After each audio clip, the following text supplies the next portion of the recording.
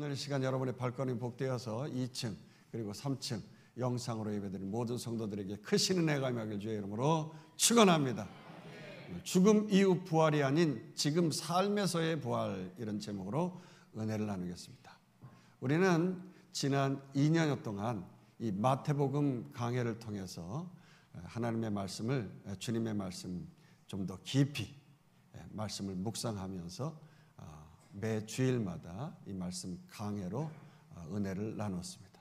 이제 드디어 대망의 새해를 준비하고 연말을 마지막 주일을 맞이하면서 어쩌면 그렇게 하나님께서 딱 맞춰가지고 마지막 주일에 마태복음 강해가 끝날 수 있도록 기회를 주셨는지 모르겠어요. 참 하나님 앞에 영광의 박수를 한번 올려드리십시오. 할렐루야. 이럴 때면 세상 사람들은 책거리라고 해서 뭘 이렇게 서로 나누고 합니다만 우리는 주님 앞에 그저 감사하고 영광 올려드릴 것밖에 없는 거예요. 할렐루야. 여러분, 기독교의 핵심은 십자가와 부활인 줄로 믿습니다. 그런데 사실 주로 십자가만을 강조하고 부활은 뒷전으로 밀려나기 일상이에요. 왜냐? 부활이 당장의 삶을 살아가는 우리들에게 있어서는요, 너무나 먼 이야기처럼 여겨지기 때문에 그렇죠. 그저 죽어서나 부활하여서 천국에 들어가는 정도로 생각하고 마는 거예요. 아닙니다. 그러나 십자가는 십자가가 될 수 있는 이유가 필요한 것인데 그게 뭐냐? 바로 부활 승리로 완성되어지기 때문에 십자가가 십자가 될 수 있는 줄로 믿습니다. 골고다 언덕에서 처참한 패배로 보여졌지만 그 예수 그리스도의 십자가의 죽음이요, 마침내 무덤문을 박차고 능력의 부활로 완성되어진 것입니다. 믿으시기를 축원합니다. 그리고 그 예수 그리스도의 부활의 능력은 배신자, 실패자였던 그 제자들의 삶 속에서도 아예 현실적으로, 직접적으로 역사하게 된 거예요. 그래서 예수님이 십자가에서 고난을 받을 때 두려워 꽁꽁 숨어 있었던 제자들이요, 이제 부활 소식을 듣고 주님의 말씀에 순종해서 예루살렘에서 100km 떨어져 있는 그 갈릴리로 가가지고 당당히 주님을 만나 뵙게 된 거 아니겠습니까? 오늘 보면 16절 17절은 이렇게 말씀하고 있어요. 11 제자가 갈릴리에 가서 예수께서 지시하신 산에 이르러 예수를 배웠고 경배하나. 갈릴리에는요, 예수님께서 신령한 몸으로 변화를 했던 그 변화산, 다볼산이죠. 이 다볼산이 있어요. 또 그리고 여러 산들이 있습니다. 그렇지만 제자들에게는 그 중에서 예수님께서 처음 하나님 나라, 그 천국 복음, 그 천국 복음 중에서도 이 8가지의 복을 선포하신 것이 팔복인데, 그 팔복을 선포하신 산을 팔복산이라고도 얘기해요. 그 팔복산이 가장 추억의 장소일 것이에요. 그러니 이 팔복산에서 주님 부활하신 그 놀라운 은혜를 경험하면서 말이죠, 제자들과 함께하면서 그 한심했던 실패자들, 그 루저들, 그들을 사명자로 다시 태어나게 변화시켜 주신 것이죠. 그렇습니다. 오늘날도 우리들도 마찬가지입니다. 그 예수님 부활을 단지 2000년 전 지나간 과거 일로만 그렇게 치부해버리고 마는 그러한 일들을 우리가 해서는 안 되는 것이죠.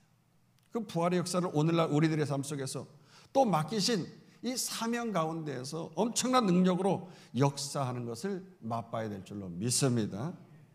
사실 그래서 저는 목회자로서 이 무한 책임감과 어깨에 무거운 부담감을 느끼면서 사역을 하는 경우가 많아요. 그럼 바로 예수 그리스도의 십자가와 부활의 능력을 성도들의 삶 가운데서 또 맡기신 사명 가운데서 맛보고 살아가게끔 끊임없이 채찍질하고 또 증거하고 또한 그 경험에 대한 것을 또 간증할 수 있도록 이끌어내면서 믿음으로 성도들을 나아가게 한다고 하는 거예요. 이게 참 힘든 일이에요. 그러기 위해서 인생의 최대의 문제인 이 죽은 권세를 꺾으신 그 부활의 능력, 목회자 저 자신부터가 먼저 덧입고 그 은혜를 경험하고 체험하고 말이죠, 그 능력의 복음을 전하고 권세 중에서 권세, 그 능력의 부활 권세를 소유해야만이 이 일을 힘있게 감당할 수 있기 때문에 더 무한 책임과 부담감을 갖게 되는 거죠. 그래서 목회자는요, 절대로 이 세상에 뭐 코박고 말이죠. 일전이요 이전이요 해가면서 내 실력으로만, 세상의 스펙으로만, 내 힘으로만 살아가는 그런 교인들과 같은 수준에서 목회를 해서는 안 되는 거죠. 하나님께서 피값으로 세우신 교회에 맡기신 그 비전을, 그 주님의 꿈을 교인들에게 가르치면서 교회는 이래야 됩니다. 우리 주님께서 이렇게 말씀하셨기 때문에 이 말씀대로 살아가십시다. 그러면서 말이죠, 교회의 방향과 꿈과 디렉션을 분명하게 제시해야 하는 거죠. 만약에 우리는 실력도 없고 뭐 돈도 없고 인물도 없으니까 다 부족한 것뿐이니까 그냥 적당하게 사역도 줄이십시다. 뭐 헌신하고 뭐 자시고 강요할 것도 없고 그냥 예배 시간에 그냥 왔다 갔다 그것만 해주셔도 감사해요. 최대한으로 아끼고 절약해가지고 몸살이고 신앙생활 좀 하십시다. 제가 그런다고 하면 이것처럼 비극이 어디 있겠습니까? 이런 교회는 교회의 사명을 다 한 교회고요. 교회의 사명 하지 못하는 교회고요. 정말 주님께 책망받고 촛대를 옮기는 그런 엄청난 시험당하는 교회가 될 것이에요. 우리 주님께서 죽음의 권세를 이기시고 부활 승리하신 이유가 뭡니까? 우리들에게 놀라운 능력의 역사를 경험하고 체험하라고 그렇게 우리의 롤 모델로 부활 승리하신 줄로 믿습니다. 그러므로 그 부활 승리하신 주님이 우리의 권세 중에 권세인 줄로 믿습니다. 나를 믿는 자는 내가 하는 일을 저도 할 것이고, 아니 그보다 더 큰 일을 하겠다고 말씀하셨잖아요. 주님보다 큰 사역을 할 수 있다고 선포해 주신 줄로 믿습니다. 믿으시기를 축원합니다. 그렇습니다. 주님께서 부활하시자마자 그 한심하기 짝이 없는 제자들에게 말이죠, 그야말로 천지가 계백할 만한 엄청난 꿈과 비전을 심어주셨어요. 그 두려워서 덜덜 떨고 있었던, 그래서 주님을 모른다고 배신하고 문 걸어 잠그고 말이죠, 숨어 지냈던 제자들, 그 땡전 한 푼 없는 말이죠, 그런 제자들에게 오늘 본문에 주님께서 마지막으로 정말 강력한 꿈과 비전을 저들에게 심어주신 거예요.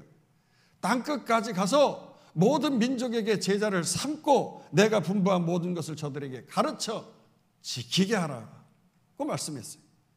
자, 이렇게 엄청난 이 명령을 주님께로부터 받았는데요, 그 십자가에서 피 철철 흘러넘치는 그 죽으신 주님이 이제는 영광스러운 모습으로 다시 제자들에게 부활해서 나타나셨어요. 자기들의 눈앞에 똑똑히 서서 놀라운 엄청난 꿈과 비전을 명령해 주신 거예요. 그런데 웬걸, 여전히 말이죠, 그 제자들은 이 고깃덩어리, 이 육신의 생각, 이 조망만한 이 두뇌에서 그 3차원적인 생각을 가지고 말이죠, 부활하신 주님을 눈앞에 똑똑히 보면서도 에이, 이건 절대 있을 수도 없는 일이야, 그러면서 부활의 주님을 보고도 의심하고 있었던 사람들이 있었다는 거예요. 의심하고 있었던 사람들. 정말 이거 얼마나 안타까운 일입니까? 17절 한번 볼까요? 예수를 배웠고 경배하나 아직도 의심하는 사람들이 있었더라. 아직도 의심하는 사람들이 있었다는 거예요. 그래서 그 의심하는 제자들을 향해서 우리 예수님께서는 너희들 정신 차리라는 거예요. 나는 지금 저 골고다 십자가에서 피 철철 흘리고 죽임당한 그 어린 양 예수 정도가 아니라는 거예요. 이제는 하늘과 땅의 모든 권세를 소유한 유다의 사자로 온 우주의 왕으로 너희 앞에 섰다는 것입니다. 하늘에 있는 그 천군 천사들, 그 천사들 움직이시는 그 권세가 있으시다는 거예요. 할렐루야. 뿐만 아니라 공중권세 잡은 그 흑암의 세력, 그 사탄 마귀, 그리고 저 깊은 음부의 세력까지, 그 지옥의 문을 열고 다니시는 그 권세까지도 우리 주님께서 가지고 계시다는 거예요. 할렐루야. 그러므로 통치하고 다스리시니까 너희들 그 내 무릎 앞에 꿇어 엎드려서 경배하라고 말씀하시는 거예요. 그렇습니다. 죽음 권세를 이기신 부활의 능력, 그 권세, 하늘과 땅의 권세, 저 깊은 음부의 권세를 이기신 권세 중의 권세가 우리 주님의 권세인 줄로 믿습니다. 이를 믿는 자들에게도 똑같이 이 권세를 부여해 주신다고 선포하고 있는 것이에요. 18절 읽어보십시다. 예수께서 나와 말씀하여 이르시되 하늘과 땅의 모든 권세를 내게 주셨으니. 그렇습니다. 우리들도 제자들처럼 뭐 하나 제대로 잘난 거 없는 거 아닙니까? 여러분, 앞으로 말세 지말을 살아가는 우리들, 더 세상이 점점 악하여지고 더 험하여지기 때문에 너무나 힘겹고 낭망하면서 살아갈 수밖에 없는 게 우리들의 현실인 것입니다. 따라서 우리들도 이 하늘과 땅의 모든 권세를 덧입고 살아야 될 줄로 믿습니다. 하늘과 땅의 권세를 덧입으려면 그러면 어떻게 해야 할까요? 다른 거 없습니다. 무슨 종교적인 연심을 내고 뭐 애쓰고 노력할 거 하나 없이 그저 나 자신을 죽이면 되는 거예요. 할렐루야. 나를 죽이면 나를 죽이고 의심하고 주님 부활하신 거 과연 그게 사실인가? 이 내 생각, 내 이성, 이 모든 의심을 다 죽여야 그래야 하늘과 땅의 권세, 그 예수 그리스도의 권세, 내 권세 될 줄로 믿습니다. 그렇습니다. 십자가의 이 견고한 내 생각, 내 자아를 못 박아야 되고요. 그 주님의 능력이 나에게 이루어질 걸 믿으면서 나아가면 예수님 권세, 예수님 권세, 예수님 권세, 내 권세 다 같이 예수님 권세, 예수님 권세, 예수님 권세, 내 권세 한 번 더 예수님 권세, 예수님 권세, 예수님 권세, 내 권세. 할렐루야. 여러분, 우리가 이제 다음 달 둘째 주 그리고 셋째 주 주일 오후 2번에 걸쳐서 부흥회를 하게 되어집니다. 이 부흥회를 하게 될 때 다른 거 없어요. 아멘 해야 되는 거예요. 아멘. 믿음으로 그 축복의 말씀을 땡겨야 되는 거예요. 그 땡기는 것을 아멘 하면서 땡기는 거예요. 할렐루야. 이 아멘을 잘해야만이 축복받는데 말이죠. 이번 부흥성에 정말 오시는 우리 강사 목사님은요, 정말 능력이 많으시고 축복을 선포해서 기적의 역사들이 막 일어나는 그런 역사가 일어나는 분이에요. 그렇기 때문에 여러분들 축복을 소망하시고. 할렐루야. 그 뚝섬이 그냥 어떤 곳입니까? 공장만 있는 것인데 거기에서 그냥 말씀을 선포하고 이기면서 나왔더니 지금은 말이죠, 그냥 그 성수동이 요새는 뜨는 동네가 됐어요. 그 텔레비전에 뭐 젊은 사람들 여러 가지 엔터테인먼트 행사 막 그런 거 할 때 보면 다 나오는 것이 성수동이에요. 그리고 제가 그 목사님 매주마다 만나잖아요. 친구기 때문에. 그래서 가면은 식당을 안내하는데 말이죠. 그냥 골목골목마다 그냥 젊은 사람들이 얼마나 쭉쭉 서 있는지. 그리고 외국 사람들이 그냥 거기에 그냥 바글바글 하는 거예요. 뭘 볼 게 있다고 그냥. 뜨는 동네가 돼가지고요. 뜨는 목사님 우리가 모시게 되죠. 할렐루야. 그렇기 때문에 그냥 그 땅값도 얼마나 올랐는지 막 떠가지고 말이죠. 축복이 그 교회가 되는데 이런 목사님 모실 때 여러분들도 축복을 땡기시길 축원합니다. 여러분만 땡기는 게 아니라 아이들도 우리 중고등부 어린이들도 다 와가지고서 얘네들이 뭔 말을 알겠어? 아니에요. 어릴 때부터 영은 영으로 통하는 거기 때문에 와서 앉혀놓고 말씀을 듣다 보면 말이죠. 그 말씀 땡기는 아이들 인생에 큰 역사가 일어나고 큰 힘을 낼 줄로 믿습니다. 저희는 주로 우리 강동지방의 연합으로 부흥성회에 참석을 했습니다만 이번에는 신년을 맞이해서 새해, 새 출발, 새 축복 고대하면서 말입니다. 부흥성회를 하는 거예요. 그래서 축복받아서 사명을 감당할 수 있도록 여러분들 기대하시길 축원합니다. 자, 우리 교회가 새해를 맞이하면서 주님께서 맡기신 이 지상명령을 이루기 위하여서 더 큰 꿈과 비전을 소유해야 되고, 그렇게 교회가 잘 되면, 여기서 잘 된다는 것은 꿈과 비전을 분명하게 해서 주님의 뜻과 딱 합하여진다고 하면 말이죠. 그 주님의 꿈과 비전, 그 지상명령을 잘 지켜나갈 수 있도록 우리 주님께서 각양의 축복의 툴로 우리에게 앵겨주실 줄로 믿습니다. 하늘과 땅의 모든 권세까지도 그 축복의 툴로 말이죠. 여러분과 여러분의 자손들에게 앵겨주시는 하나님이신 줄 믿으시기를 축원합니다. 자, 그래서 오늘 본문에 마태복음의 이 마지막 구절, 주님이 이 땅 가운데 선포하신 마지막 지상명령, 이게 매우 중요한데 19절, 20절 쭉 아주 천천히 한번 읽어보도록 합시다. 그러므로 너희는 가서 모든 민족을 제자로 삼아 아버지와 아들과 성령의 이름으로 세례를 베풀고 내가 너희에게 분부한 모든 것을 가르쳐 지키게 하라. 볼지어다 내가 세상 끝날까지 너희와 항상 함께 있으리라 하시니라. 아멘. 그렇습니다. 우리 주님께서 말씀하신 이 지상명령이에요. 우리와 우리의 자녀들 그리고 우리 교회에 대한 꿈과 비전입니다. 우리 주님께서 명령하신 이 명령 위에서 살아가면, 그런 삶을 살아간다고 하면 진정 여러분에게 평강과 기쁨과 행복이 안겨질 줄로 믿습니다. 그렇지 않고 주님의 지상명령과 동떨어져서 말이죠, 내 몸뚱아리, 이 껍데기, 이 육신의 삶만을 위하여서, 이 행복만을 위하여서 그렇게 살아가는 그 물질 그리고 건강 그리고 모든 인간관계, 그 모든 것들은 다 헛되어서 한순간에 먼지처럼 하고 벌어버리면 그냥 날아가 버리는 거, 아무것도 아닌 거예요. 풀의 꽃과 같이 그렇게 사라져버리고 마는 것이 되는 거죠. 그러나 주님의 명령을 지킬 때만이 여러분의 마음속과 삶의 모든 영역 속에서 하나님 나라가 이루어지면서 기쁘고 복된 축복이 여러분의 삶 속에서 이루어질 줄로 믿습니다. 그렇습니다.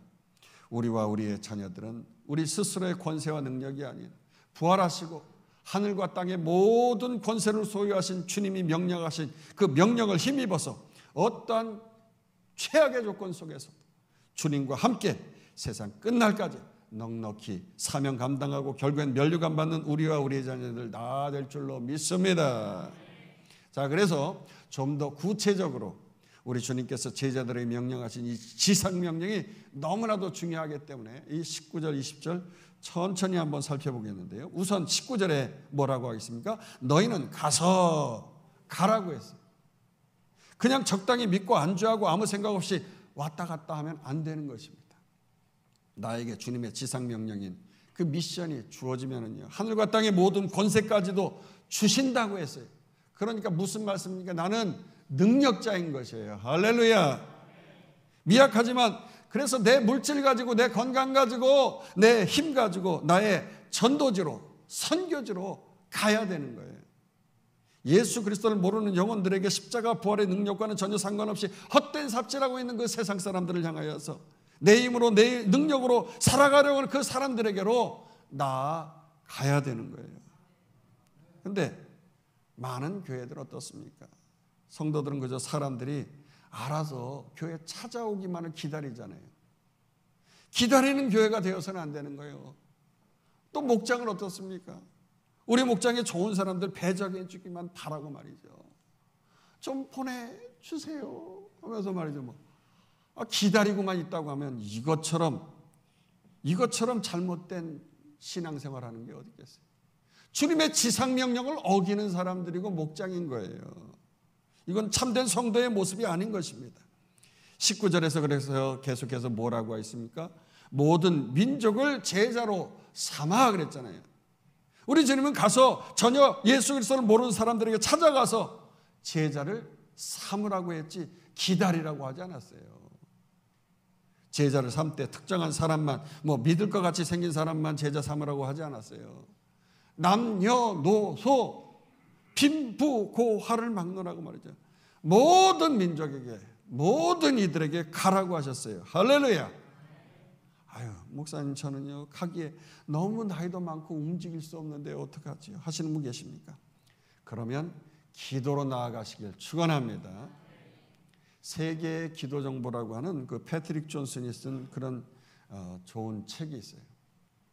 저는 목회를 하면서부터 기도 정보에 대한 내용들을 사실 주보에다가 이렇게 적어서 성도들에게도 알려줬고, 먼저 은혜교회 우리 조남선 목사님 잘 알 거예요. 주보 한 켠에다 항상 그 세계의 정보에 대한 정보를 그렇게 나누어서 기도하게끔 그렇게 주보에다도 알렸는데, 우리 교회에서는 말이죠 그동안 건축하고 새로운 교회의 목장과 사역이라는 조직으로 이렇게 조직을 나누고 새롭게 하면서 뭐 정신없이 막 이렇게 지나다 보니까 놓쳤어요. 아무튼 이제 사역의 새로운 물꼬를 트게 되어질 2025년대에는 이러한 세계 기도에 대한 정보를 좀 나누려고 해요. 그래서 이미 목장에, 여러분들 각 목장에 우리 교회에서 후원하는 선교지에 대한 선교사님들 각 목장별로 배정을 하고 그 선교지를 위하여서, 선교사님을 위하여서 기도하고, 또 선교사님 오시면 기회가 되면 함께 사역을 또 나누고 또 물질로 후원도 하고 뭐 그러면서 좀 시간을 보내도록 그렇게 준비를 했습니다만, 이제 모든 성도들이 본격적으로 좀 선교지에 대한 문을 열고 그리고 기도하기를 원하여서 주보에다 좀 새해부터는 좀 실어보려고 해요. 그래서 세계를 품고 나는 몸이 약해서 가지 못한다고 하면 세계를 품고 가가호 일가 친척 주변 사람들 기도로 그냥 방문하는 거예요. 기도로.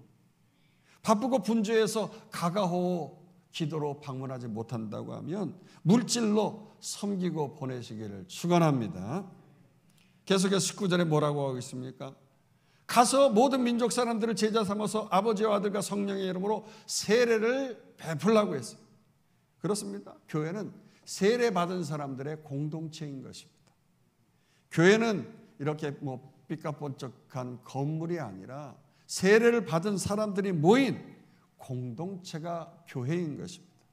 그렇다고 뭐 단순히 세례 예식을 해가지고 세례 증명서 받아서 라이센스를 가진 사람들만 모여있는 교회라는 의미가 아닌 것이에요.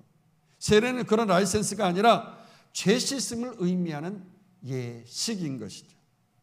모든 인간은 다 죄가 있기 때문에 감히 하나님 앞에 설 수 없기 때문에 죄를 씻음 받아야 주님 앞에 나아갈 수가 있는 거예요. 그래서 그 죄 씻기를 위하여서 주님의 십자가 보혈이 필요한 것입니다. 과거 죄악의 삶을 살았던 내 자신이지만 예수 그리스도께서 십자가 지심으로 말미암아 나의 모든 죄가 깨끗이 씻어졌다고 하면서 공동체 앞에서 목사가 물어볼 때 손을 올리고 아멘 하면서 그렇습니다. 아멘 하면서 말이죠. 죄를 고백하는 것이 세례인 것입니다. 그래서 이를 상징적으로 보여주기 위해서 우리가 물속에 들어가서 완전히 내가 죽고 다시금 새롭게 태어났다고 하는 이 물세례의 예식을 하게 되어지는데, 우리 주님께서 세례 받으셨던 것처럼 제자들인 우리들도 그렇게 주님을 따라서 물속에 들어갔다 나오는 세례를 받게 되어지는 것입니다.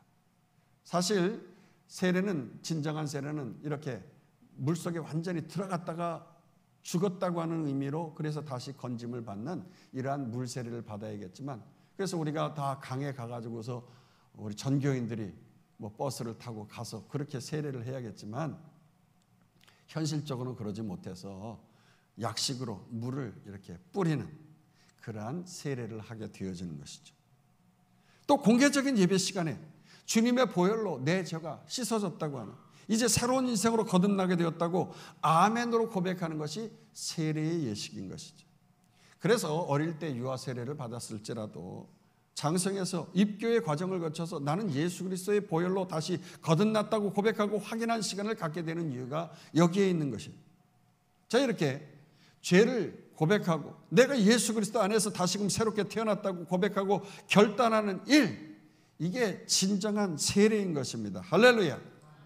그런데 참 비극 중에 비극은요, 세례받고 10년, 20년, 30년 신앙생활 한다고 하는 사람들 가운데 아직도 이 거듭남의 체험이 없다고 하는 게 문제라고 하는 거죠. 비극 중에 비극이에요.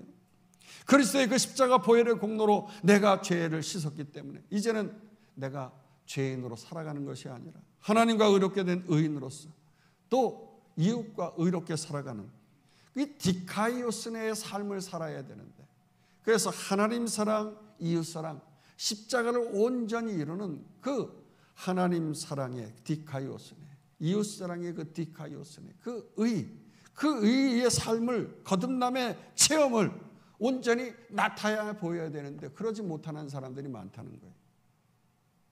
세례 받았을 때나 안 받았을 때나 똑같이 죄악 가운데 뒹굴면서 불의하게 그렇게 여전히 살아가는 것, 혈기 가운데 자기 욕심 가운데 살아가는 사람들이 많다고 하는 것이죠. 따라서 20절에 계속해서 뭐라고 하고 있습니까? 분부하신 모든 것을 가르쳐 지키게 하라는, 분부하신 모든 것을 가르쳐서 지켜라. 그렇습니다. 그저 세례 베푸는 것으로 끝나서는 안 되고요. 저들이 정말 죄인이 아니라 의인으로서 장성해서 작은 예수로 살아갈 수 있도록 주님께서 말씀하신 그 모든 말씀을 가르쳐 또 지키게 하라는 거예요. 할렐루야. 그러니까 내 생각, 육신의 소욕, 육체의 소욕, 이 생각 사망인 것입니다. 따라서 자꾸 이런 생각이 들 때마다 물리쳐야 되는 거예요. 어떻게 해요? 주님의 말씀으로 선포해서 물리치기를 축원합니다. 그리고 그 말씀으로 살아갈 때, 영으로 살리는 생각으로 살아갈 때 끊임없이 우리들이 승리하게 되어지는 것이거든요. 그러므로 우리와 우리의 자녀들에게 주의 말씀을 들려주고 가르쳐 지키게 해야 하는 것입니다. 그럴 때 20절에 뭐라고 하고 있습니까? 내가 세상 끝날까지 너희와 항상 함께 있으리라. 할렐루야. 예수님은 제자들을 부르시고 파송하실 때에도 이미 제자들에게 그 사명을 감당할 모든 권세, 축복의 툴을 주셨다고 그랬어요. 그래서 마태복음 10장 1절에서 이렇게 말씀하고 있잖아요. 예수께서 그의 12 제자를 부르사 더러운 귀신을 쫓아내며 모든 병과 모든 약한 것을 고치는 권능을 주시니라. 예수님은 제자를 부르시고 파송을 했을 때 이미 미션과 함께 툴도 허락해 주셨어요. 제자의 사명을 감당할 모든 권세를 주셨다는 것입니다. 여러분, 톰 크루스라는 사람이 미션 임파서블이라는 영화에 나오는데 거기에 보면 비밀 작전 기관으로부터 그가 미션에 성공할 수 있도록 온갖 희한한 툴을 받지 않습니까? 자동차에서 막 미사일이 발사되기도 하고 눈에 컨택트 렌즈를 꼈는데 이 컨택트 렌즈는 그냥 컨택트 렌즈가 아니라 거기에 전자 현미경화 같은 것이 있어가지고 카메라가 있어가지고 사람 이렇게 쫙 당겨가지고 찍어가지고 그 사람과 똑같은 그 마스크를 만들어내가지고서 그냥 순간 싹 쓰면 상대방 다른 사람의 얼굴로 바뀌는 거예요. 또 그리고 높은 빌딩을 올라갈 수 있도록 그 착착 달라붙는 특별한 특수 장갑 이런 걸 받아가지고서 말이죠. 막 높은 빌딩에 올라가가지고 임무를 완수하는 거예요. 그래서 장갑 이런 것, 컨택트 렌즈, 미사일 뭐 여러 가지 것들을 다 그 비밀 작전 기관에서 그와 함께하면서 공급해 주니까 미션이 성공하게 되더라고요. 이처럼 부활하신 주님께서도 우리 믿음의 성도들에게 말이죠. 내가 세상 끝날까지 너희와 항상 함께 있겠다고 했어요. 할렐루야. 그러니까 당신이 분부한 사명을 가르쳐 지키게 할 그 사명 감당할 수 있도록 별의별 희한한 툴과 권능 이걸 허락해 주시겠다고 하셨어요. 따라서 이 말씀 앞에서 자꾸 부정적인 생각, 내 마음, 내 자아를 죽이고 부활하셔서 세상 끝날까지 나와 함께 해주시겠다고 하시는 그 주님으로 인하여서 나의 현재의 삶 속에서도 이 부활이 그대로 경험되어지고 승리하고 간증할 수 있는 우리와 우리의 자녀 되기를 주의 이름으로 축원합니다. 축원합니다. 축원합니다. 우리 함께 합심해서 기도하십시다. 주님, 부활하신 그 부활의 승리